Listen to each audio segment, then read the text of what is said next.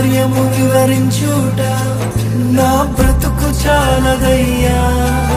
నీ ప్రేమ వర్ణించుట నా వల్ల కాదయ్యా. నీ కార్యము వివరించుట నా బ్రతుకు చాలదయ్యా. తండ్రి దేవా